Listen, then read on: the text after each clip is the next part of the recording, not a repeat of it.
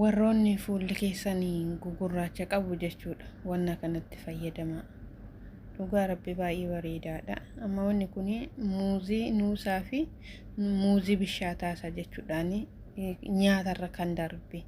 Baay'ee bishaate ka gurraacha'e fi nishaa yookiin immoo daakuu boqqolloo. Kun immoo boodera aannanii jechuudha. Haliimiidha. Itti aansee immoo hanqaaquu keessoo ishii jechuudha, diimaa ishii. Kanaan booda walitti rurrukunne jechuudha. Walitti rurrukunnee booda sa'aatii tokko booda ukkaamsinee keenye xiqqoo erga tursinee booda immoo dibanna. Kanaatiif itti fayyadama.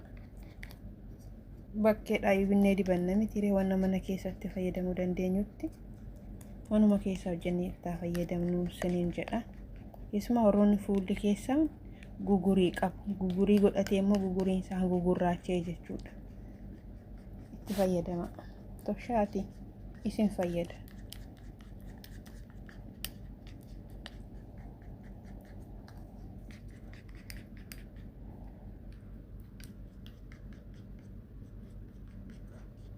Waliin nyaachisnee booda keenya baay'ee bareedaadha. Maaskii fuudhaa isaaf jechuudha.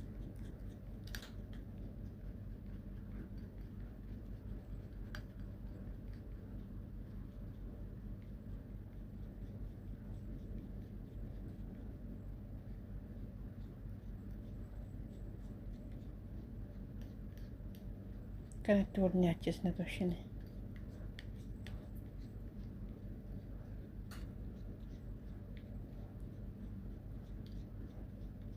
Muuziin sadafee wal namaa nyaatu. Kanaa yoo toshinee rurrukunne malee.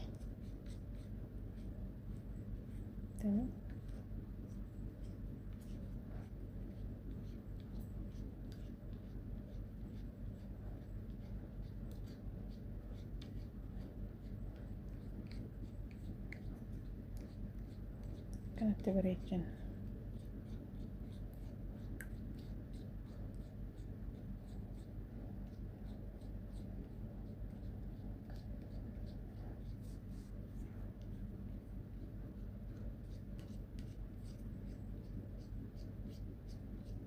Toshinee wal nyaachisne irra gaarii ta'a. Ennaa dibannu gurumii godhata jechuudha yooma toshinee wal nyaachisi.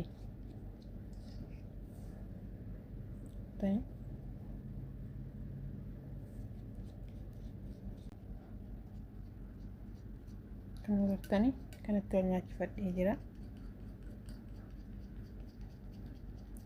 Rukuttaa baay'ee gaafata garuu salphaatti namaa waliin nyaatu. Muuzii isaati malee inni kan dafee wal nyaata. Muuziidha malee rakkoo.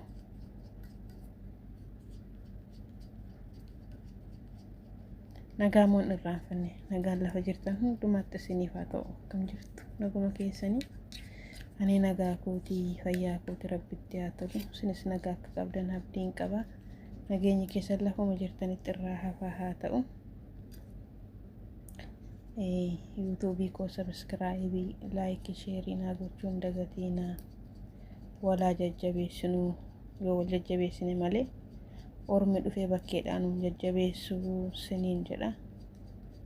Kanaatiifuu subscribe, like, share naa gochuu hin dagatiina.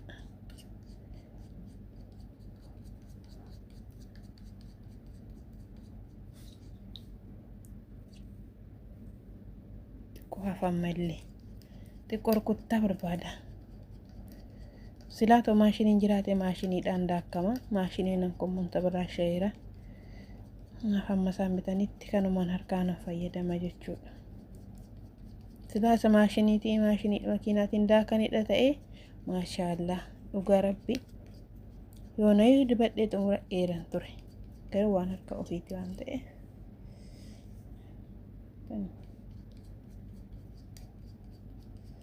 Kan itti fayyadamuu qabna. Waan mana keessaa qabna.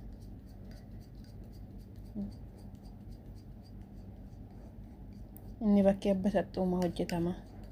Faayidaa argachuuf jecha. Bu'aa mataa ofii jecha. Mana keessatti immoo cidaatii isaa eegganne yoo hojjenne akkaan baay'ee irraa faayidaa arganna jechuudha. Akka barbaannetti ni galee. Kanaaf isa bakkee birrii baastanii bittan isaati manuma keessatti waan xinnoo irraa hojjetadha. Waan xiqqoo gatii nama hin baasisne dhugaa rabbii waan hojjettanii harkuma keessaniin baay'ifachuu dandeessan, xiqqeeffachuu dandeessan. Malee amma bakkeedha kanuma akkanumatti hojjetanii isa kanaan ala waan biraatti dabalanii ma fidu isaan. Cidaatii isaa eeganii fidan jechuudha. Maaliif jecha bareechachuuf, harka argachuuf yookiin immoo faayidaa irraa argachuuf jecha. Yeroo kana immoo fuula keenyaaf sirrii miti ni wal makaa waanuma garaagaraa walitti funaananii hojjetan jechuudha. Kanaatiif manumatti hojjetaatii fayyadamaa bakkeedha bituu keessanirra akka koottan manuma otoo ta'ee siniin jedha. Ani manumatti fayyadama kun akka nama godhin. Amma kana marsaa 5ffaa fayyadamu kooti. Meela kun akkuma isinitti agarsiise sana akkanatti dibachaa jira. Agartanii?